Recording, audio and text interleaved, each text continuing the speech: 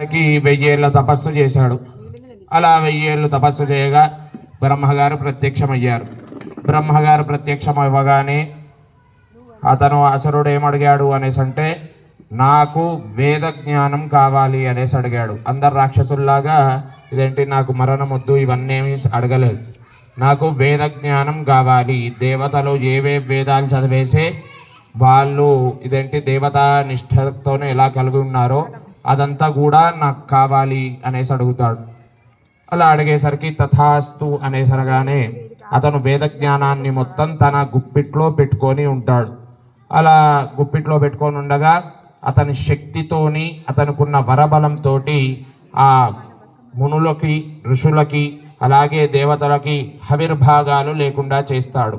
అతను ఋషులు ఒకవేళ మంత్రాన్ని జపం చేద్దాము అంటే ఆ మంత్రాన్ని గుర్తు రాకుండా చేసేస్తాడు. అదే బ్రహ్మదేవుడు వరం వల్ల. అలా చేయడం ద్వారా వీళ్ళందరూ కూడా బ్రాహ్మణులతో సహా సంధ్యావందనం చేద్దామంటే ఆ గాయత్రి మంత్రం కూడా గుర్తు లేకుండా చేశాడు అతను, ఆ రాక్షసుడు.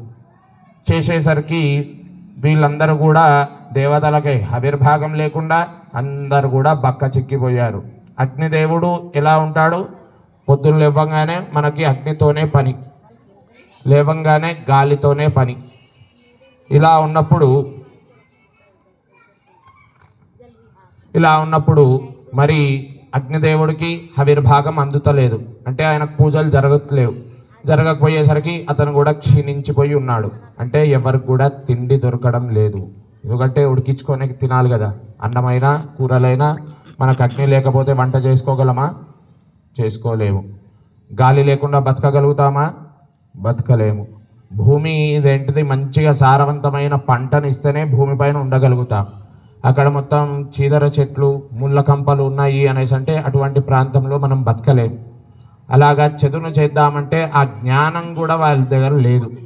ఇలా ఇదంతా అయ్యేసరికి అందరూ కూడా మునులు మెల్లగా నడుచుకుంటూ హిమాలయాల్లో చేరుకున్నారు. అలా హిమాలయాల్లో చేరుకొని ఆ అమ్మవారికి తీవ్ర తపస్సు చేశారు.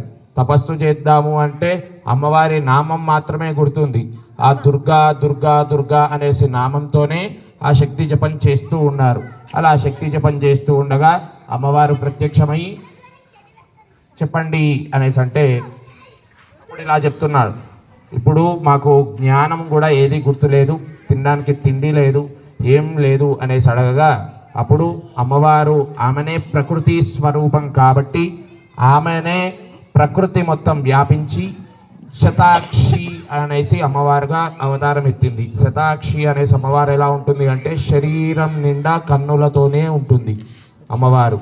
అలా శతాక్షి అనేసి అమ్మవారు ఎత్తగా అక్కడి నుండి ఆమె కన్నులలోకి వెళ్ళి వచ్చిన ధారతోని మళ్ళీ పంట పొలాలు ఔషధాలు అన్నీ కూడా పెరిగేసరికి వాటిని తిరిగి వెళ్ళేసి ఆ కూరగాయల్ని వీటిని అందరు కూడా ఏం చేశారు అంటే మళ్ళీ అమ్మవారికే సమర్పించారు. ఇప్పుడు పుష్పాలు తెచ్చాం. అమ్మవారు ప్రకృతి స్వరూపిణి, పుష్పం కూడా ప్రకృతి నుండే వస్తుంది. దాన్ని మళ్ళీ ఆమెకు తిరిగి సమర్పించడం ద్వారా ఆమె సంతుష్టురాలు అవుతుంది. అలా అనేసి ఆమె వల్లనే కదా మనకు ఔషధులు ఇవన్నీ కూడా మళ్ళీ పండాయి అనేసి వీళ్ళందరూ ఏం చేశారు అంటే వీటిని అన్ని కూరగాయలను తీసుకొని వెళ్ళేసి అమ్మవారికి సమర్పించారు. అప్పటి నుండే మనకి శాకాంబరి దేవి అవతారాన్ని మనం చేసుకుంటూ ఉన్నాం. అలాగా శాకాంబరి అవతారం చేసుకున్న తర్వాత మళ్ళీ ఆ దుర్గమాసురుడికి తెలిసింది వీళ్ళందరి దగ్గర వేద జ్ఞానాన్ని లాక్కుంటే మళ్ళీ అమ్మవారు వచ్చేసి తిరిగి వీళ్ళకి ఇచ్చింది కదా, మరి అమ్మవారి పైనే యుద్ధం చేద్దాము అనేసి అతను యుద్ధాన్ని ప్రకటిస్తాడు. అలా యుద్ధాన్ని ప్రకటించగా అతని దగ్గర ఉన్న బలబలం వల్ల అమ్మవారితోని 11 రోజులు కొట్లాడతాడు అతను. అలా యుద్ధం చేయగా చివరికి 11వ రోజు అమ్మవారు ఎక్కడికక్కడ ఎముకలు ఎక్కడికెక్కడ ఇదేంటి బాడీ పార్ట్స్ని అమ్మవారు తీసివేస్తుంది.